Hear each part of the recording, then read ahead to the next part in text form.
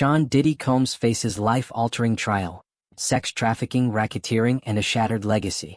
The music world is reeling as Sean Diddy Combs, once a titan of the entertainment industry, faces the most serious legal battle of his life.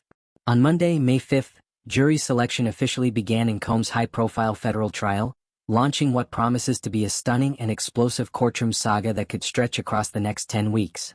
At 55 years old, Combs is no stranger to headlines, but never has his name been so closely associated with scandal, accusation, and the potential for lifelong imprisonment.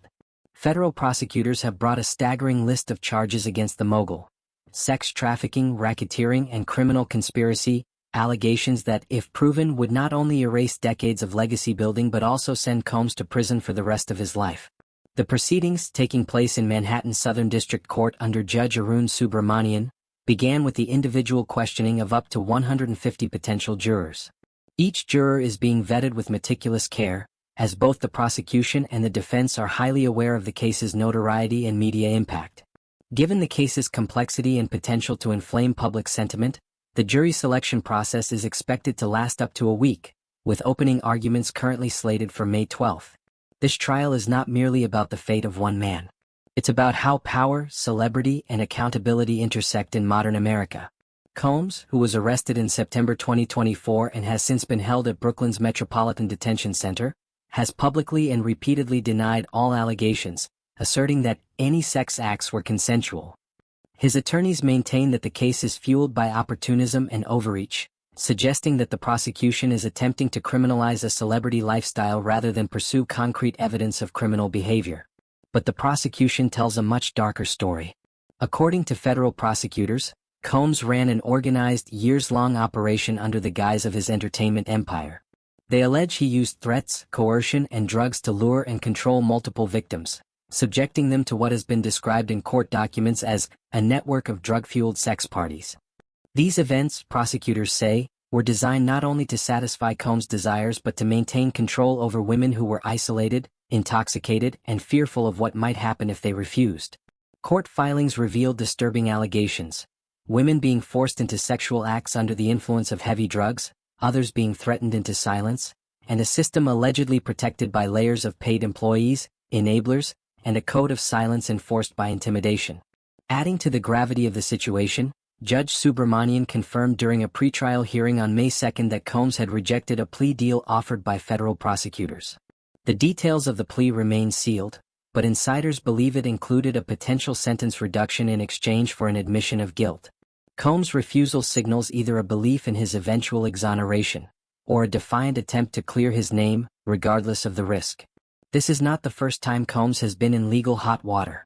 Over the past few decades he has faced civil lawsuits and minor charges, but none have approached the scale or severity of what he's up against now. And never before has the possibility of a life sentence loomed so heavily. Once celebrated for his business acumen, lavish lifestyle, and contributions to music, Combs was a dominant cultural force. His label, Bad Boy Records, helped define hip-hop in the 1990s and early 2000s. He shaped the careers of artists like Notorious B.I.G., Faith Evans, and Maze, and built a brand around wealth, charisma, and success. But now, that very image of power is being used against him.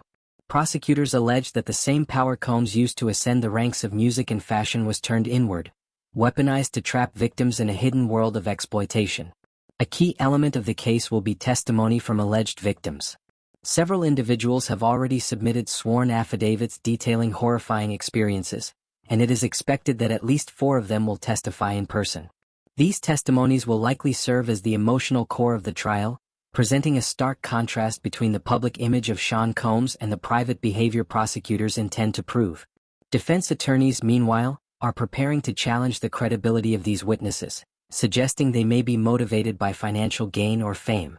They will also argue that Combs' behavior, however questionable from a moral standpoint, does not meet the legal standards required for criminal conviction.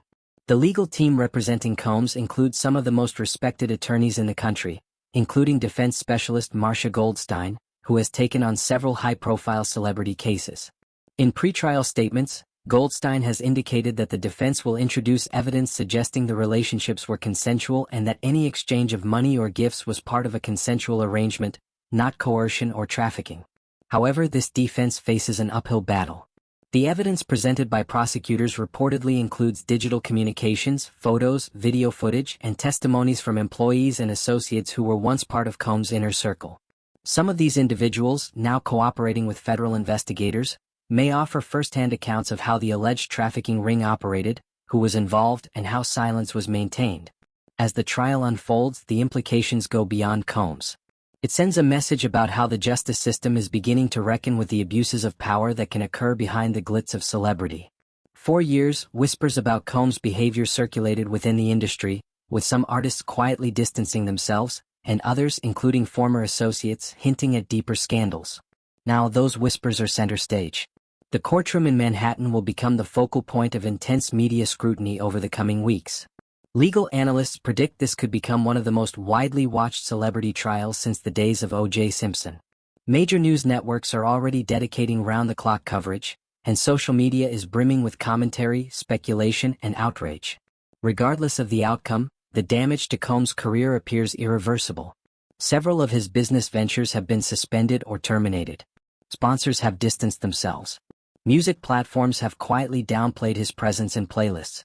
The empire he spent decades building is now teetering on collapse. As opening statements approach, the world watches, fascinated, horrified, and awaiting answers. Will the trial reveal the monstrous abuse of power prosecutors claim? Or will it expose a prosecutorial overreach and a rush to convict a controversial icon based on circumstantial evidence? One thing is clear: this trial will mark a turning point, not only in the life of Sean Diddy Combs but in the broader conversation about fame, accountability, and the true cost of power.